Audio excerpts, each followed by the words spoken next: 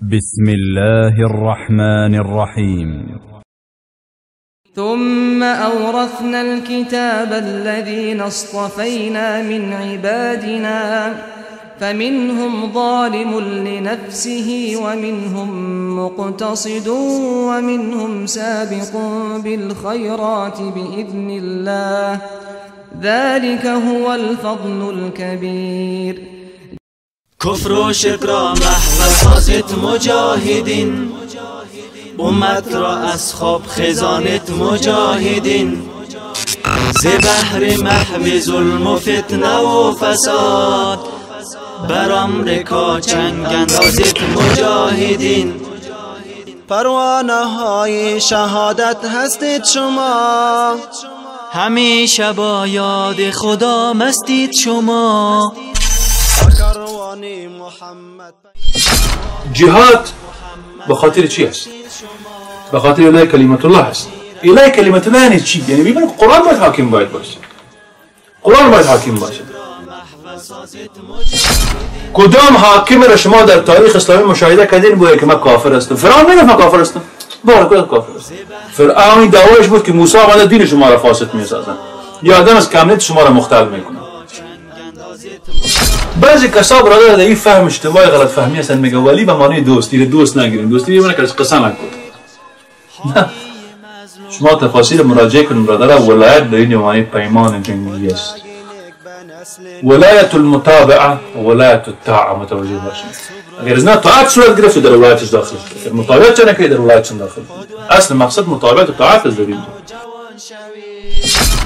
بعضی مردم میگن که ما کشور ما آباد شود.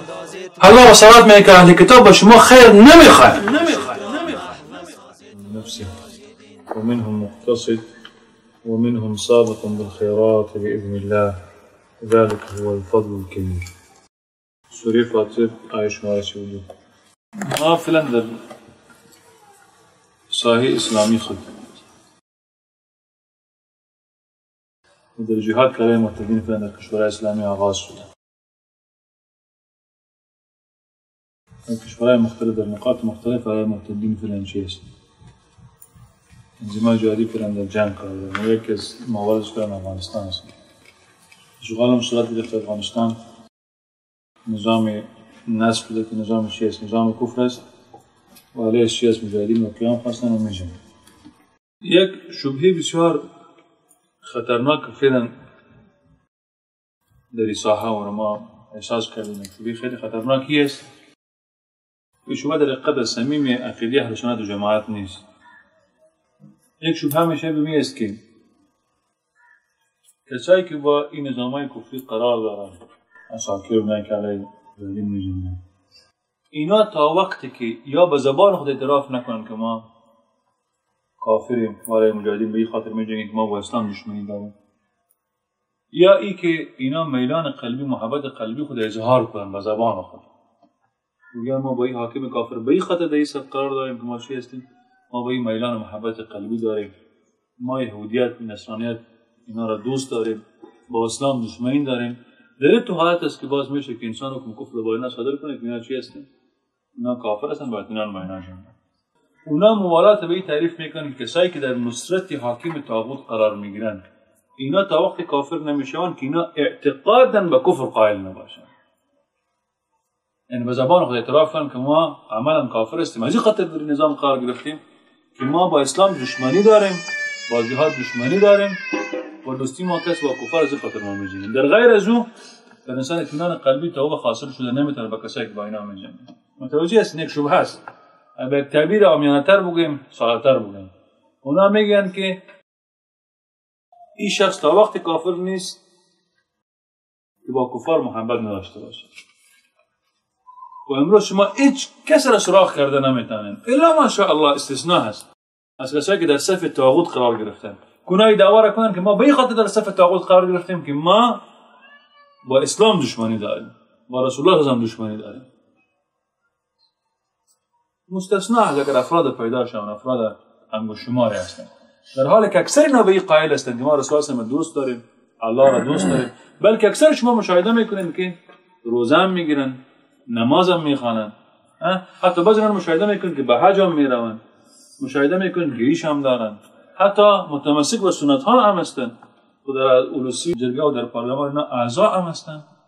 خب در این وقت شبهه مطرح میشه که ما چی گونه رو کافر گفتم؟ سوال اینجا پیدا میشه چی گونه کافر نمی‌کنیم؟ از خاطر برادران متوجه باشین در رد به این شبهه که بخوایم این شبهه رو شروع کنیم بکوبیم و اساسی رو باطل قرار بدیم.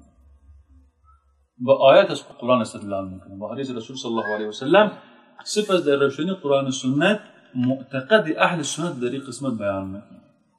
علماء اهل سنت در این مسئله قائلین به کدام معتقد هستند؟ آیا اونام با اینا موافق هستند با این کسا؟ ببینید در سوره فاطر میشه شماره 32 که شما تلاوت کردیم، الله عز و جل میفرماید که ثم اورثنا الكتاب الذين اصطفينا من عبادنا.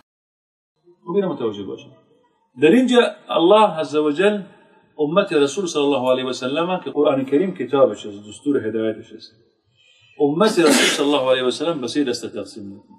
یک دسته کسایی هستند اینا مردمان هستند که به خود ظلم کردن. اما متوجه باشین قرآن چقدر با الفاظ زیبا میگه استفینا من عبادنا. و مفسرین به این هستند که وقتی که عباد منصوب میشه به الله عز و جل، عبادنا عبادی، این اضافت مفسرین بیشتر در اکثر جای اضافت تشریفی است. این شرف است از طرف الله عز و جل بیت بنده ها، بیت نبز بنده ها. خب قرآن چی میگه؟ قرآن این بنده ها را اختیار کرد، الله بنده ها را اختیار کرد، استفینا من عبادنا.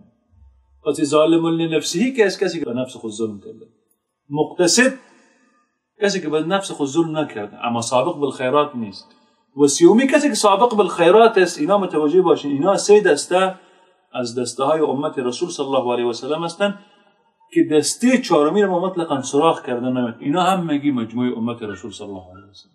در این امت مردم به سه دسته هستند.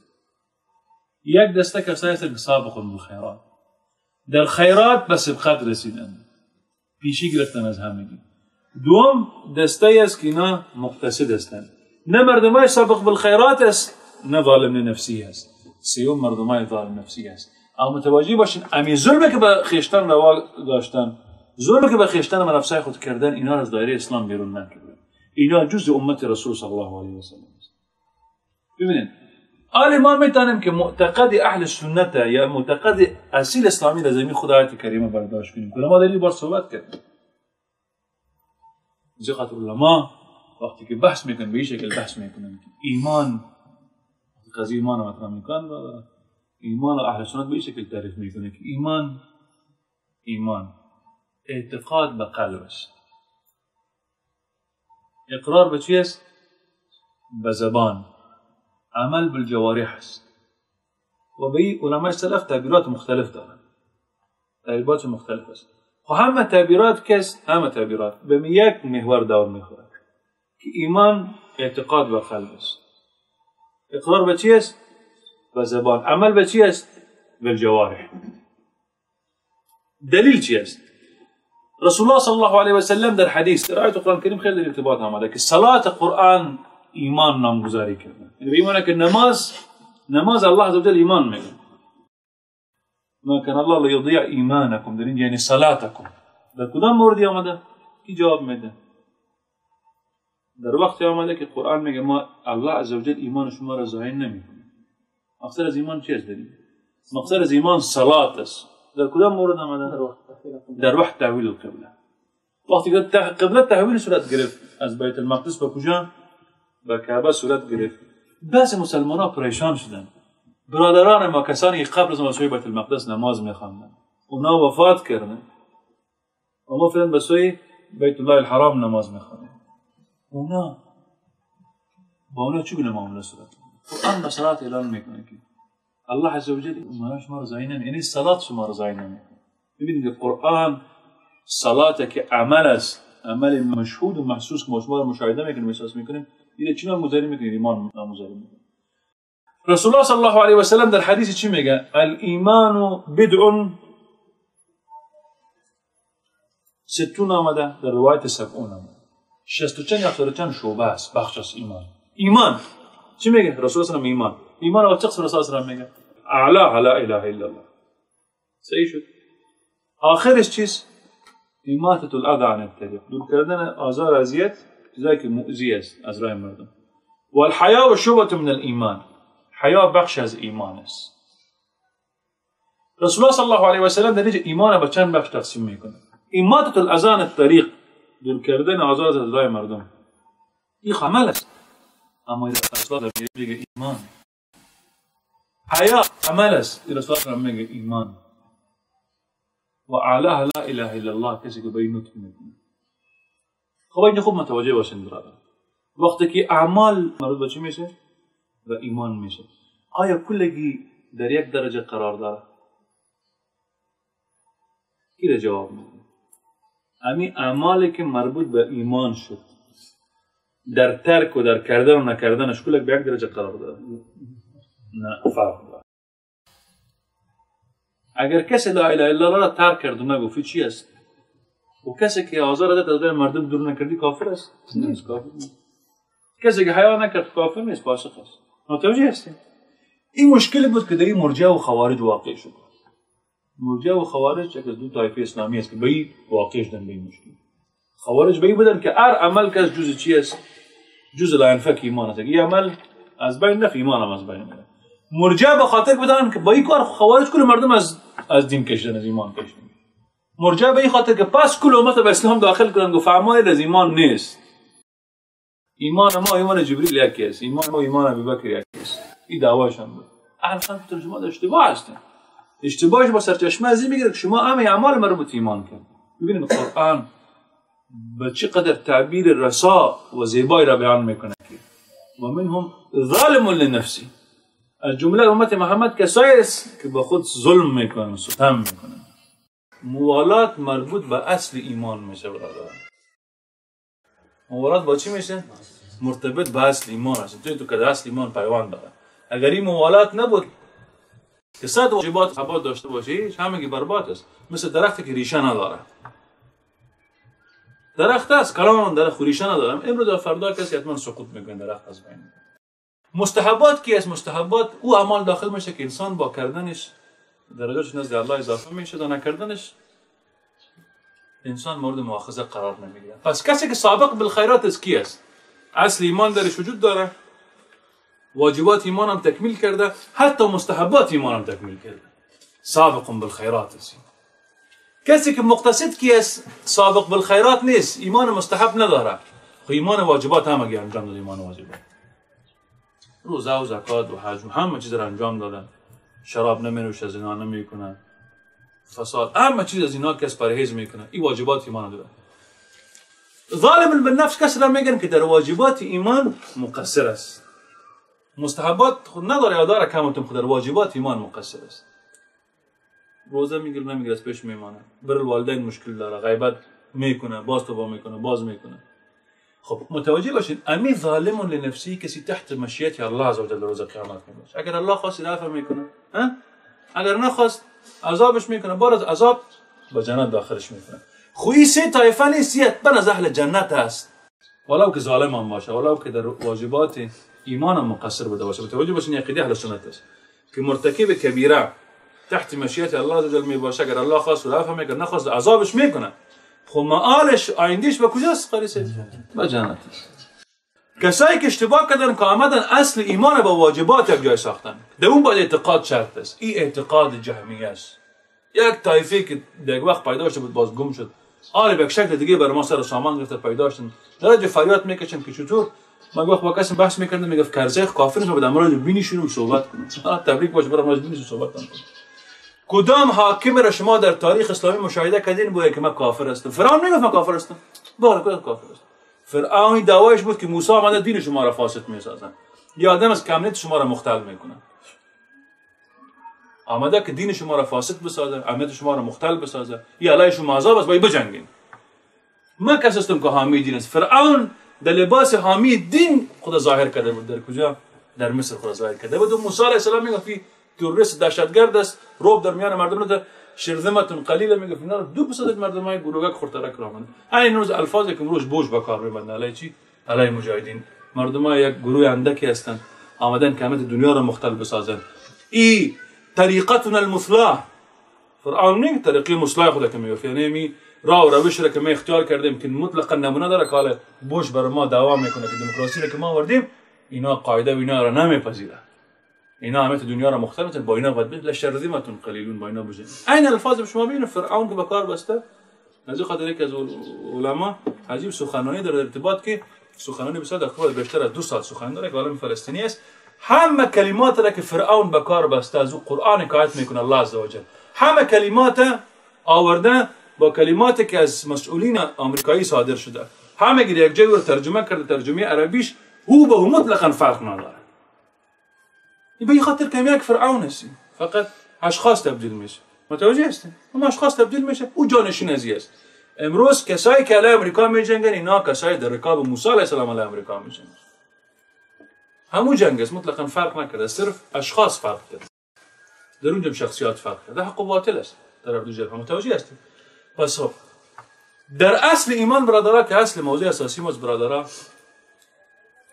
در او کدام نوع اعمال داخل میشه؟ به بسیار صورت خلاصه برتر میگم. در او قضایای مطرح میشه که در مرحله مکی مثلا شما علما هستید، او سوره مکی نه، سوره مکی در سوره مکی برادرها شما احکام را اگر مشاهده کنین که مطلق بیان شده و کنندش کافر است یا نه کنندش کافر است، اونو احکام کلش در اصل ایمان ارتباط داره. به خاطر قبل از اینکه واجبات ایمان در صحنه بیایه، حجاب و چیزا به صحنه بیایه، این چیزا قبلا بوده که در این مطلقاً جهل و دعات جهل علما عذر دی نمیشمارن. در این مسئله از اون مسائل چی است؟ یک مسئله توحید و تشریع و توحید تحکیم است. در این عبارات مختلف علما داره. بعضی کسان میگن حاکمیت، بعضی کسان میگن توحید و تشریع، بعضی کسان میگن توحید و تحکیم. متوجه هستین؟ این به این معنی که قرآن باید حاکم باید باشه. حاکمیت تعالی از کی است؟ از الله عز وجل. در این باز یه خودش بحث تفصیلی. به اون قضیه توحید الولا مطرح میشه، توحید النصره، توحید الولا مطرح میشه که در وقتی که ما اینو مطرح میکنیم که حاکمیت از آن الله عز وجل است، پس ما باید انصار باید داشته باشه. انصار کی است؟ یکی دیگه جمع میشن، توحید الولا است که ولایت ما با الله عز وجل باشه. سیوم چی است؟ سیوم اون مسائل عبادتی یا شاعر دینی است، شاعر است خاص به خاطر الله باشه، نماز، روزه و زکات، حج و عمره که به نام توحید النسک میگن. هم میگی توحید تشریع و نسک و ولا را همه علما جمع میکنن در یک بخش که افراد الله بالعباد، الله را به یگانگی مورد عبادت قرار دادن، هم در حاکمیت، هم در ولا و هم در چی؟ هم در توحید النسک. ببینید قرآن به چی الفاظ زیبایی را بیان میکنه، بسیار ساده. ببینید قرآن میگه که آیا ما غیر از الله عز وجل ولی را بگیریم متوجه باشه، در حالی که او خالق آسمان ها و زمین است. یطعم رزق میدهد ولا یطعم، رزق داده نمیشه. درست شد. قل اینی امرت ان اکون اول من اسلم، بگو که ما به این مأمور شدیم که از اولین کسایی باشم که من تسلیم میشم به اوامر الله عز وجل. یعنی به این معنی وقتی که من الله را به ولایت میگیرم، یعنی به این معنی که من مأمور به هستم که مسلمان باید باشم. ولا تکونن من المشرکین. از این خاطر مفسرین وقتی که اصولی بحث میکنن، یعنی به این معنی اگر من غیر از الله کسی را به ولایت گرفتم، انت من المشرکین، تو از مشرکا هستی. حکم در زبان عربی با کسی اطلاق میشه. حاکم حکم یکیست و حکم با کسی اطلاق میشه که همیشه از عدل و انصاف کار میکنه. این حکم است. الله عز وجل کس حکم است. حکم. ببین قرآن به این صراحت اعلان میکنه آیا غیر از الله فیصله کننده را ما به خود بگیرم در وقت نزاع و پرخاش و کشمکش که قضیه مرا فیصله کنه؟ نه، ما احوا و خواهشات شما را پیروی نمیکنم. یعنی به این چیزی که شما مطرح میکنید احوا و خواهشات و نفسانی شماست. متوجه هستید؟ در جایی که قرآن کریم درباره حکم میگه حلال له الخلق والامر، از آن الله خلق است، ما و شما را خلق کرد، پدید آورد. امر خیزان کی است؟ اوامر خود را صادر کنه، اوامر مورد اجرا قرار بگیره. او مزان الله عز وجل است. امروز کسای بشریت که امروز ما شما مشاهده میکنیم که غربیای کافر فعلا زمامدارش هستن، غربیا به می صراحت میگن، در کتابهای خود به این صراحت میگن که الله ما را خلق کرد، خب امر زمین در نزد ما قرار داره، اوامر ما صادر میکنه. یعنی به این معنی اونا به این قائل هستن که الا له الخلق ولنا الامر. این تفکیک به قائل هستند به خلق و به امر، ولی قرآن به این تفکیک قائل نیست. قرآن به این است که الا له الخلق والامر، یعنی میمونه که امر خلق از آن او است. ببینید این علما در این مورد اینو بیان میکنن که در الله عزوجل از توحید ربوبیت حجت میگیره در قضیه تحکیم و حاکمیت، افراد الله بالحاکمیت. الله عزوجل باید چی باشه؟ باید حاکم باید باشه، دستور و قرآنش باید حاکم باید باشه. و در ارتباط آیات خیلی جا در قرآن کریم است، و من لم یحکم بما انزل الله فاولئک هم الکافرون الظالمون الفاسقون. اینا همه متوجه باشن مردار صفات یک شخص است، صفات یک طایفه است. بعضی کسا تفکیک قائل هستند به ظالم فلان از فاسق فلان از کافر. نه، شما مفسرین بخوانیم به این میکنه که اینا هم میگه اینا که صفات یک نفر است. کسی که بکن منزله رو میکنه هم کافر است هم فاسق هم ظالم است.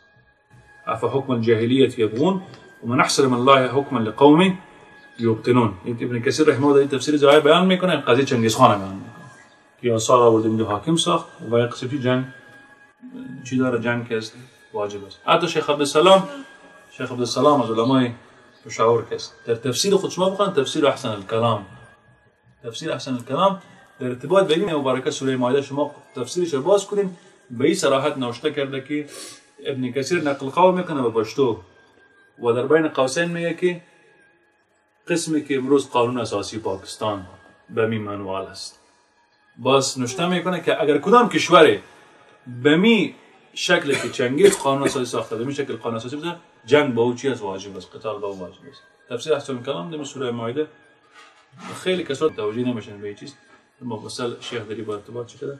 در ارتباط شعبت کرده. پس به این برادران متوجه باشین که توحید حاکمیت خیر توحید است. محور جنگ اصلی ما می فعلانی است با حکام که مالش می‌جنگیم. همین است. ان شاء الله باز ما فردا ما چیز ابن تیمیه براتون نقل قول ابن کثیر اولین بار که به وقوع پیوست علما چی نوع موقف در ارتباط گرفتن. فعلا موقف علما در ارتباط علمای حقانی در ارتباط چی بود؟ در قسمت چی بود؟ در قسمت توحید حاکمیت. متوجه باشین وقتی که قرآن حاکم نباشه این خوب برادران متوجه باشین. در قرآن کی با اصل ایمان ارتباط داره. جهاد به خاطر چی است؟ به خاطر اعلای کلمت الله است. اعلای کلمت الله یعنی چی؟ یعنی ببینید قرآن باید حاکم باشه. قرآن باید حاکم باشه. عبادتی که ما شما مشاهده میکنید، نماز، روزه، زکات، حج، بخشای دیگر از حدود و قصاص و همه رو مشاهده میکنید. احکام میراث، احکام النکاح، احوال اجتماعی و شخصی، امر شما مشاهده کنید در حقیقت متولی تطبیق امور کی است؟ نظام شرعی. اگر نظام شرعی نباشه، اگر نظام شرعی وجود نداشته باشه، بیش از 90% احکام اسلامی چی است؟ معطل. در عمرت کدام وقت مشاهده کردی کدام زناکار زده باشه؟ در پاکستان مشاهده کردی؟ نه زناکار سنگسار کرده باشه؟ نه. دست قطع کرده باشه؟ نه در پاکستان نه. در افغانستان الحمدلله در چند سال بعض واقعی قسم رخ داد. نه برای اولین بار که یک بار کل مردم خیلی گفتی مردم ایران بودن که چه حالت از خدا با مردمای دیگه از میریخ پارنشتنی کار میکنن. متوجه باشین. خب عالما مشاهده میکنن وقتی که حکم قرآن کریم برادران نباشه، حتی نمازی که ما میخوانیم اون نماز نیست، روح نماز دو نیست. وظیفه نظام اسلامی به این است که مردم همه به نماز دعوت کنن. ما مشاهده نمیکنیم. مثلا زکات فریضه معطل است، فعلا باقی مانده. در نماز روزه کسی فعلا مورد مؤاخذه و محاسبه قرار نمیگیره. مشاهده میکنین در نکردن حج کسی مورد محاسبه قرار نمیگیره. ربا و سودخوری فعلا عام است، فاشی است، بانک ها به ربا گپا تعامل میکنه. متوجه هستین؟ فساد اخلاقی آیا در جامعه اسلامی، نظام اسلامی، در نظام اسلامی آیا جواز داره که دختر برهنه با عکس برهنه یا نیمه برهنه در مجلات چاپ شود به خاطر تحریک انگیزهای جنسی در جوانان و به خاطر به افساد کشیدنشان مشاهده میکنیم در مجلات گپا؟ آیا این وظیفه نظام اسلامی یا نظام غیر اسلامی؟ وظیفه نظام غیر شرعی است. در همه بخش ما شما فساد مشاهده می‌کنید، در هر بخش سیاسی، اجتماعی، اقتصادی. وقتی که اسلام حاکم در کشورهای ما نیست، ما فعلا به فرقات تقسیم شدیم. الله عزوجل بأس ما در میان ما کرد. ما دیگه فعلا می‌جنگیم. ما پاکستانی و افغانی و عربی و ایرانی فعلا تبدیل شدیم. به خاطر که منزله نیست. ما به اساس قومیت فعلا جدا داشتیم، به اساس وطنیت ما شما داشتیم. امروز به سرحدات سایکیس پیکویی که سلطنت عثمانی تقسیمات کردن، خلافت تقسیم کردن به هر کشور. هر کشور روز قانون اساسی داره، هر کشور امروز ترانه ملی داره. متوجه هستین؟ امروز اگر لک‌ها نفر به افغانستان کشته شوند، لک‌ها نفر بلکه هم افغانستان اگر غرق شود، اکثر مردم در پاکستان خم به روی خود نمیرن و بهترین شانمو کس خواهد بود که مظاهره کرد گفت زنده باد انقلاب. بهترین شانمو خواهد بود. انقلاب یعنی یا قاف و کاف میگه در این منطقه. خب بهترینش اگر امروز در پاکستان همگی غرق شود، شاید افغان‌ها در اون خیرات نظر آمدن در افغانستان. صحیح شد؟ کشورهای عربی با یکی ببینن حتی یک زبان اما بیشتر که یک دین تقسیمات صورت گرفته. ما الجزایری هستیم، تو مغربی هستیم، ما سعودی هستیم، ما فلانی هستیم. کشورها را به اساس چی تقسیم کردن؟ رسول الله صلی الله علیه و آله میگه که در خلافت اسلامی 2 خلیفه گنجایش نداره. ما امروز 6 خلیفه داریم، یکی مرتد، یکی زندیق، یکی کافر. اقسام مختلف کفار است. در عربی نمیگه کان و اخواتها، کافر و اخوانه. حالا با ما جمع شده کشورهای اسلامی. خب حالا کدام از خلیفه مسلمان است ما با او بیعت کنیم بقیه را میگیره بکشیم؟ حالا شما مطرح کن کیس خلیفه مسلمان را بیعت؟ ما با او بیعت کنیم نگار میگیره بکشیم. رسول الله میگه اگر امر شما جمع بود کسی آمد که امر شما را از بین میبرد بالا خلیفه، هر کسی باش رو به قتل برساند. پس امروز مشاهده ما شما میگیم حالت به این شکل است. فساد در همه جای دامنگیر ما شده. فقط حل همین است که پس بازگشت به قرآن کریم صورت بگیره و قرآن باید حاکم باید باشه و به این خاطر انسان باید بجنگه. در حدیث رسول صلی الله علیه و سلم آمده، حدیث عباده بن صامت است که نص در جهاد است، در قتال با کفار مرتد است. که رسول صلی الله علیه و سلم میگه شما تا وقت با حکامتان نجنگین تا وقت کفر بوار مشاهده نکنید. کفر روشن و آشکار مشاهده نکنید. در دیگر روایت است که تو رو به معصیت امر کرد با او بجنگ. کفر بوار اگر مشاهده کردین باز بجنگ. کفر بوار آشکار چیه؟ است که در کفر بزرگتر وجود داره که دوستی یک نظام با دشمنای الله عز و جل باشه. از این که در وجود داره که تمام افغانستان امروز متوجه باشین، افغانستان امروز هم پایگاه امریکایی است. امروز افغانستان هم پایگاه امریکایی است. از این نگران شما داخل شوین طرف رسچپتون این پایگاهی که به خود امریکایی ساختن. آیا امریکایا افغانستان کشور اجداد و آبایشان است از قدیم الایام؟ اینطور پایگاه به خود می‌سازن گویا به این سالهای متمادی در اینجا میباشند. وجود خود به خاطر ثابت کنن. اینجا شندن، پکتیکا، غزنی و شمال افغانستان مزاری مناطق. پایگاه به خود می‌سازن در بقای مناطق گویا ما سالهای متمادی در کشوری و کشور هستن کشور ما هست. خب نظامی که به این کشور اجازه میده، اجازه نه بلکه به اجازه اینو اصلا ضرورت نداره. آمدن یک نظام اسلامی را اعظم پاشانیدن در این کشور را به ما ساختن که منزل الله از بیرون رفت خلاص. فساد در هر جای شما ببینید عارف فلان چی است. در هر جای فساد است. آخرین خبری است که 4000 نفر در مرض سال در شمال افغانستان مبتلا شدند از نمودن آب آشامیدنی صحی. 50 کشور را تونست که به این مردم آب صحی را مهیا بسازد و نمیخواهند. اگر امریکایی مردم دلسوز باشند و آخر مردم دلسوز باشند 20 میلیون غریب فقیر امریکایی سیاه پوستی که در امریکا هست از او بیشتر است. اونا رو برشن خانه و کاشانه برشن آماده کنند.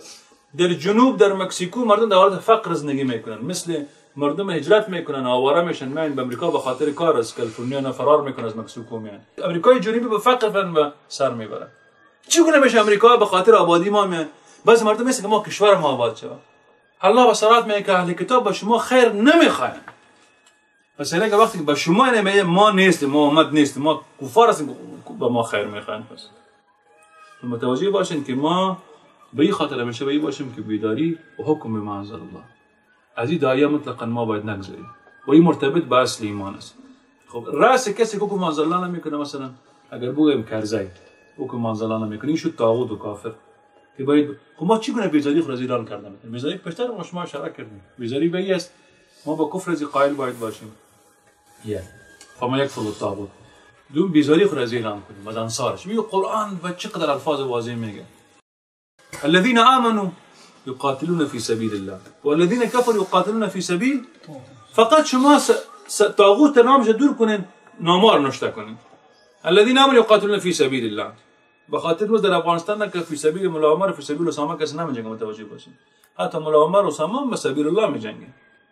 این فقط در غیر دین اسلامی است که مردم به خاطر شخصیات میجنگن. متوجه باشین امروز اگر کسی به امارات بیعت کرده یا به شخصا بیعت کرده مردم ما من ایس رهبرا قادت کشور جهان اسلامی را نمیدانیم و با اینا اقتدا کردیم به این خاطر که اینا به الله و رسول اقتدا کرد، اما به سبیل الله نمیجنگیم، ما به خاطر الله عز و جل میجنگیم. متوجه هستید؟ اما اینا خود سبیل الله نمیجنگن، باید سبیل طاغوت باید بجنگن. فقط نام طاغوت رو نام بوش بردن. والذین کفروا یقاتلون فی سبیل بوش فقاتلوا اولیاء الشیطان ان کید الشیطان کان ضعیفا. پس متوجه باشین پس اینا کس اولیاء طاغوت هستند. انصار طاغوت هستن که اینا طاغوت نست. این در قضیه ولا و برا باز داخل میشه. پس امروز متوجه باشیم برادر، کسایی که در صف کفار قرار گرفتن علیه مجاهدین میجنگن، اینا که اعتقاد داشته باشن یا نداشته باشن اینا کافر هستن. دلیل قرآن چقدر صراحت میگه یا ایها الذین آمنوا لا تتخذوا اليهود والنصارى اولیاء. بعضی کسا برادر در این فهم اشتباهی غلط فهمی هستن، میگه ولی به معنی دوست، دیگه دوست نگیرین، دوستی بمونه که قسم نکن. نه، شما تفاصیل مراجعه کنید برادر. ولایت در این معنی پیمان جنگی است. ولایت المتابعه و ولایت الطاعه متوجه باشید. اگر از نه طاعت صورت گرفت در ولایتش داخل شد، اگر متابعت چه نکرد در ولایتش داخل شد. اصل مقصد متابعت و طاعت است در اینجا. احتمال تو با امریکایی یک جایی میشه تو طاعت متابعت بکنه اما دوست نداره بعدش میبری. ایره من نمیگم، الله عزوجل متوجه باشید. و من یتولهم منکم فانه من المسلمین من المؤمنین منهم ان الله لا يهدي القوم الفاسقين فترى الذين في قلوبهم مرض يسارعون فيهم يقولون نخشى ان تصيبنا دائره. ببینید ترجمه دخم میفهمن ان شاء الله. در اینجا متوجه باشین، در اینجا قرآن رو بیان نمیکنه که یسارعون فیهم شتاب میکنن در دوستی با کفار، در پیمانی و در اطاعت از کفار. یقولون میگن نخشى تصيبنا، ما به این خوف هستیم که ما بعد مشکل بر ما عاید حال ما مشکل شه، مصیبت بر ما برسه. ببین قرآن اینجا بخیر نمیگه که یا به این خاطر کار کردن که یبغضون الاسلام، اسلام بد نبرن دشمن. نه نه نه، میگه که اسلام نبد. پس دایی برادر ما این استنباط از خاطر باز و یا الذین یرتد منکم من دین برزی آیت مثلا خاطر ابن تیمیه اشاره میکنه که المخاطبون به آیت الرد برزی کامله هم المخاطبون بالنهی موالات الکافرین. برزی آیت ردت آمده و عجیب از قرآن اسلوب زیبای قرآن کریم بخاطر کتاب از طرف الله نازل شده برادر. اول قضیه حاکمیت مطرح میشه در سوره مائده، با مجرد قضیه حاکمیت ختم میشه، به تعقیبش قضیه ولا برا شروع میشه با همون تفصیل. با اون تفصیل که قضیه است تفصیل قضیه دومی است. چرا؟ به خاطر که دو چیز پیوند خیلی عمیق باید، مثل یک سکه وارس دو رو یک سکه. متوجه باشید قضیه حاکمیت ولا برا، براءت از مشرکین. ز بحر محو ظلم و فتنه و فساد بر آمریکا چنگ اندازت مجاهدین.